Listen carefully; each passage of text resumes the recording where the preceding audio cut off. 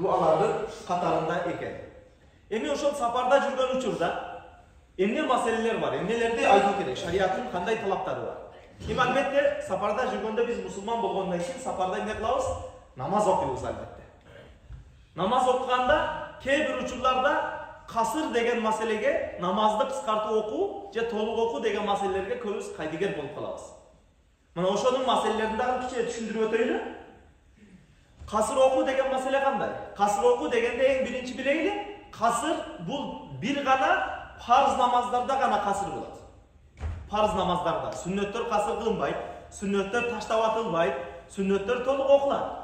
Аркасынан 3 зикирди да толук кылабыз. 3 жолу зикир кылабыз го, баягы 30 жол субханаллах, хамдулилlah, Аллаху акбар, андан кийинки дуа, андан кийинки дуалардын бардыгын кыласыз. Бир гана 4 рекеттүү фарз намаздарды 2 рекет кылып касыр окуйсуз. 4 рекеттүү фарз намаздар кайсы? Пешимди, асырды жана куфтанды. Эми шамды кыскартпайсыз, багымдатты дагы кыскартпайсыз, ошол бойдон окуйсуз. Пешим, асыр, куфтандын 4 рекет фарзыны 120 километр аралыктан узак сапарга чыккан учурда, мына ошону максат кылып чыккан учуруңузда эмне кыласыз? 4 рекеттүү фарз намаздарды касыр кылып 2 рекет кылып окуйсуз. А эми алдыңкы сүннөт, mesela пешимдин алдындагы 4 рекет сүннөт бар, аны ошол бойдон окуй бересиз. Фарздан кийинки 2 рекет сүннөт бар, аны дагы ошол бойдон толук окуй бересиз. Бир гана 4 рекеттүү фарз намаздарды 2 рекет кылып касыр окуйсуз. Эми качан? Мына ошол касыр окуганда азыр айттым, 120 километрден ашык сапарды ниет кылып чыккан учуруңузда жолу бою өзүңүздүн айылыңыздын же өзүңүздүн шаарыңыздын үйлөрүнөн ажырап чыккандан кийин болду. Сиз уже мусафирдин өкүмүндө болосуз дагы толук жадагандай кылып касыр окуп тура бересиз. Касыр окуп тура бересиз. Качанга чейин бир айылга же бир шаарга барып, ошол жерде 15 күндөн көбүрөөк турам деп ниет кылганга чейин. Түшүндүңүздөрбү? 15 күндөн көбүрөөк турам деп бир шаарга барып, масалан, Россияга миграцияга кеткен болсо, мына ошол жерге барганга чейин жолдо касыр окуйсуз. Жолдо касыр окуйсуз.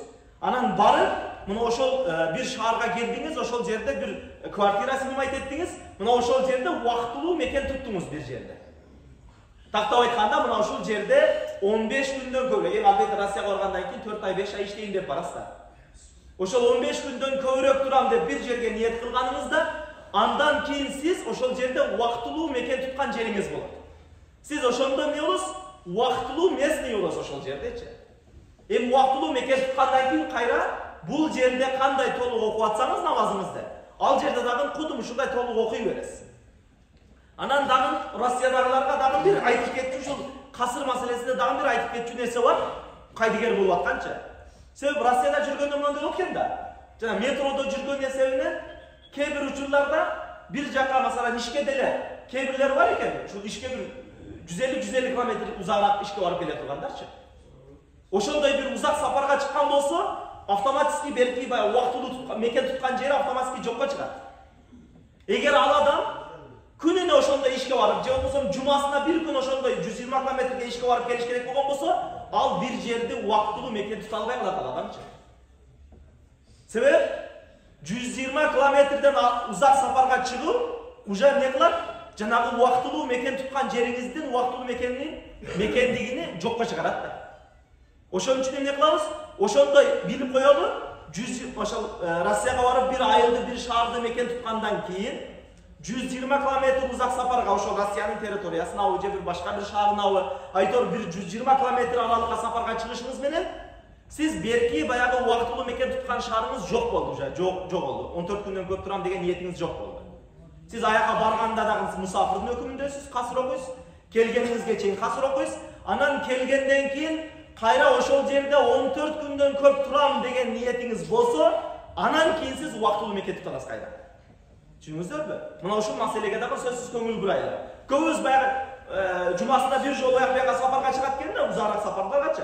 А онда ар жумасына чыгып турган адам болгон болсо, ал бир жерде убактылуу мекен тута албай калат. Ал адам эмне кылат? Ал адам дайым ошол жерде мусафирдин өкүмүнө окшоп калат да. Мына ошол нерселерди дагы эске алайлы. Эми албетте аны менен кошо жанагы жеңилдиктери бар. Сапар мусафирдин өкүмүндө болуп турган учуруңузда масты кие турган болсоңуз, мастыга эмне кыласыз? 3 күнгө чейин 72 саат маст тарткан укук бар сизге. Ошону дагы эстетип өтөлү. Баягы биз азыр местныйлар özümüzdün şarыбызda, özümüzdün мекенибизде жашап аткан учурда эмне кылабыз? 24 saat гана мас сакталабыз да.